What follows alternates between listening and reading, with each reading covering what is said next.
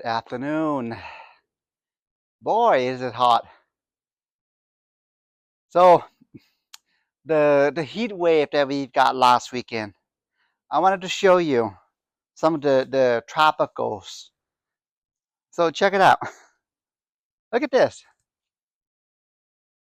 Yeah, I mean, 110 degrees, super dry heat, okay? This is what happened to the new growth on some of the tropicals. Lemon zest mango.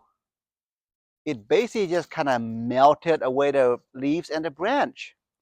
So this can be expected. I mean, as you can see, there's practically nothing at all shading this section. The other section that's a bit shaded looks great. Like, look at it. So in this case, what I can do is, I mean, yeah, I can put something here, which I'm probably gonna put something here.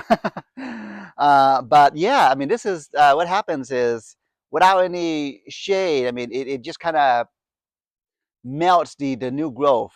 The old growth are fine. The old ones are absolutely okay. It's just the new growth. So just a slight setback because of the intense heat. And that was just a few days too. But I want to talk about a tree though, a record breaker actually. Um, World's fastest growing tree, papayas. So the thing with papayas is they grow insanely fast. How insanely fast? Well, in the Central Valley, if you grow papaya tree from seed, generally within 1 year, it will give you fruits. Typically within 8 months, but to play it safe, within a year, it's gonna start giving you fruits. So here's a volunteer papaya, okay? I mean, he's a volunteer. I didn't mean to put him here.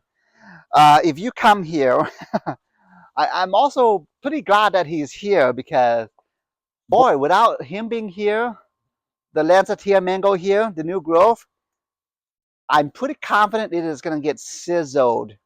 But thanks to the protection afforded by the um, Hawaiian Solo here, it is practically protecting the Lancetier back here. And you're talking like what, maybe, oh, I say maybe a foot apart.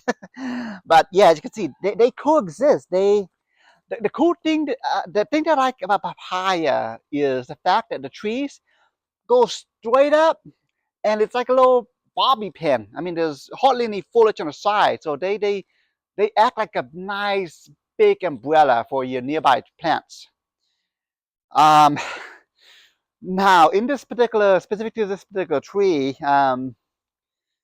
I got it in a cast.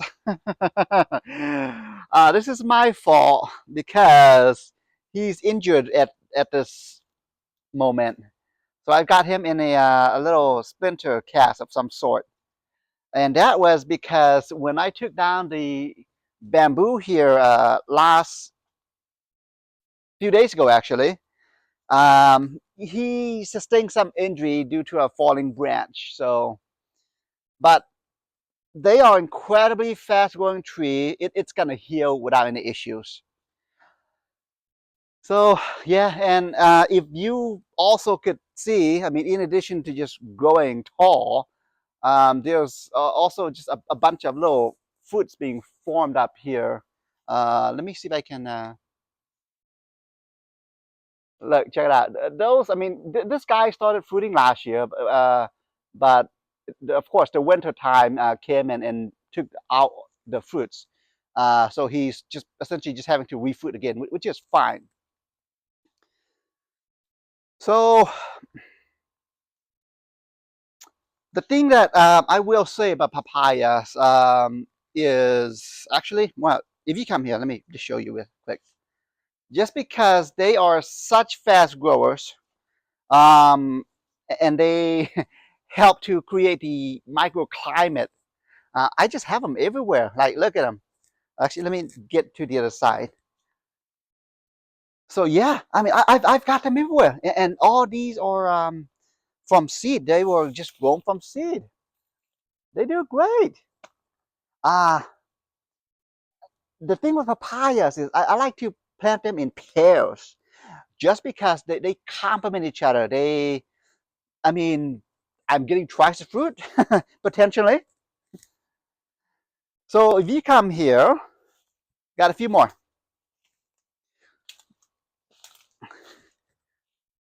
Yeah, this is how fast they or how successful I've been able to get them to germinate.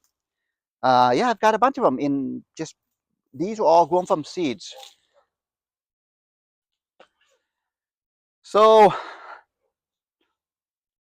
now the other varieties, I've got them here also. If you come here, this is what they look like when really just starting off from seed. This is the Mexican variety. Um, you're talking maybe a week old seedlings. So my plan, of course, is once they get to like a good size, maybe a foot tall, I will unfortunately have to kill the underperforming ones while removing the ones that I suspect will be able to make it in Central Valley, and then just putting those in the ground or containers. But one note about papaya, okay? Well, a few notes actually. Just because they are super fast growers in the Central Valley, they don't live that long. How long? Well, with papayas, you'd be lucky if you get maybe 8 years out of them, 7, 8 years out of them, before they decline in health. So they're, I mean, 8 years is a long time, but in the scope of a tree, that's, I mean, 8 years is when some trees start producing fruits. So they aren't the longest lived trees. But they will, during that time frame, they will produce you a ton of fruits. Uh, yeah, so these two guys, I'm actually trying to be artsy with them. I'm trying to shape them to those the money trees. It just looks cool, and of course, it also provides structural support to one another. So yeah, this is. I mean, I say this is cool. This looks cool. So yeah, yeah, I'm telling you, they are like, look at that. These are like literally volunteers. Ate a papaya, toss them in here as ground covering, and here they are growing in my tree shampoo lychee, which is flowering, of course. But yeah, that's just how incredibly easy they are to germinate. And papayas is, in my recommendation, one of the tropicals that you want to germinate from seed, just because in the Central Valley, you're likely going to get either a female variety or a hermaphrodite variety if grown from seed. I have never received a male variety in any of my seed-grown papayas. The thing with the hermaphrodite varieties is in the Central Valley, they will convert into a female variety, which is the variety that you want because it's the female varieties that will produce fruits for you. So the thing with papaya too, okay, a few considerations. I know just from the comments, a lot of you guys have difficulties growing them, especially winter time. The trick with papayas is they love water. You cannot overwater a papaya. They love water. They also love to be fertilized. They are heavy feeders, and that's because of their metabolism. They just grow so quick, and they are such heavy producers. So the problem that a lot of folks run into with papayas is They love water, okay? And yet at the same time, a lot of folks run into problems with root rot in papayas. And that is because what they love more than water and fertilizer is oxygen. The trees, papaya trees, they need a lot of oxygen. So some of these fruit trees that you see around me, mangoes, black sapote, rose apple, they might be able to hold their roots, the roots of these trees may be able to hold their breath for a couple of days. Papayas, no, they're gonna start going downhill, maybe in a day or so when the water just doesn't drain. And water, of course, displaces air. So the roots of papaya trees, just because they are so shallow, um, you're talking maybe 6 inches deep from the surface of the ground. That's how shallow the roots of papayas are. They like a lot of oxygen. So aeration is really key when it comes to the planting of papaya fruit trees. I mean, unlike Japoticaba here, this guy can go for days without the roots breathing. If it's flooded, this guy can last for days. This guy has no problem. Not papaya. They need a lot of oxygen. The roots need a lot of oxygen.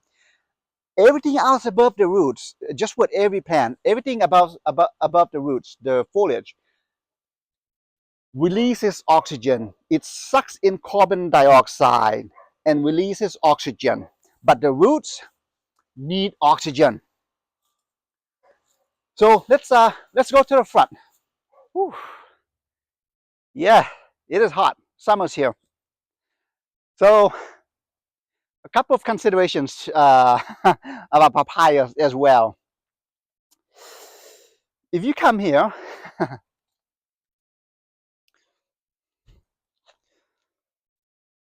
they have no problems with direct sun, even when young. Now, these two are the Hawaiian solo varieties, which would mean they aren't tall. They may grow to maybe 10 feet or so, which is like perfect because it's going to be underneath the GA866 jujube here. And the thing with papaya is it's not going to be the cold that gets to them. It is going to be the wind.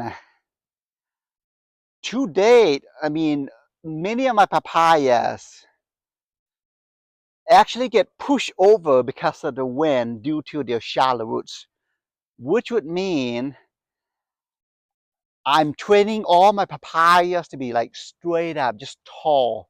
No chance of leaning at all. It is going to go straight up. I'm going to provide a lot of structural support even when they are tall. So that way there's no chance of them being knocked over by the wind.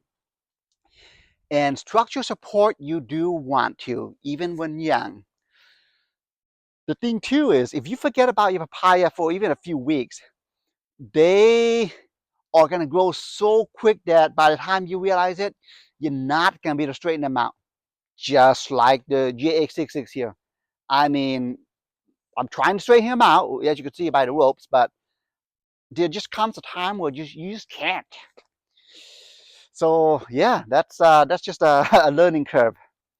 But yeah, no, these guys are gonna do great here. Now, right now it is getting a lot of shade, which is not the best. However, as soon as the sun gets to the other side, it gets full sun. And wintertime, the GA866 jujube loses all of its leaves, so that way it gets maximum sunlight in the wintertime. In fact, the old papaya, which was the Hawaiian sunrise here, yeah, like look at it. I'm just letting it there, laying it down so the insects and the snails and slugs can have at it and break it down and release the nutrient back to the nearby trees. But yeah, I mean, that's what you're looking at. Again, when I dug this up, I mean, the roots really were like, when I dug that guy up anyway, the roots were just 6 inches deep. They spread wide, of course, as with all trees. But papayas have one of these shallowest root systems of all trees. And that, again, is because it needs oxygen. Deep down in the ground, there is practically no oxygen, especially in our clay soil. So, yeah, I mean, unlike the ice cream bean tree here, this is anchored down to the ground. I have great confidence in that it's going to be able to take all the wind in the world. Same with some of the mangoes here, not papayas. So yeah, that's all about papaya for you. All right, have a good afternoon.